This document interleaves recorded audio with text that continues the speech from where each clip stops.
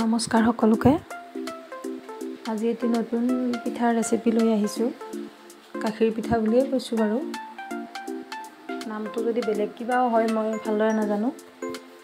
ইয়াত অকণমান গৰম পানীত ঘি অকণমান দি তাত পিঠাগুড়ি আৰু অকণমান আটা দি গৰম হোৱাৰ পিছত আকৌ আটা মাৰাৰ দৰে মাৰি এনেদৰে সৰু সৰু লাডু বনাই তাৰ ভিতৰত নাৰিকল আৰু মিহি বুন্দিয়াটো অলপ অলপ মানে এক চামুচ মানকৈ দিছোঁ। দি আকৌ লাডুটো মেৰিয়াই এনেকৈ লাডু বনাইছোঁ। আকৌ তাৰপিছত গাখীৰ আধা লিটাৰত দালচেনি আৰু ইলাচি গুড়ি মিহলাই অকণমান চেনিও দিছোঁ বাৰু তাতে দি উতলিবলৈ দিছোঁ।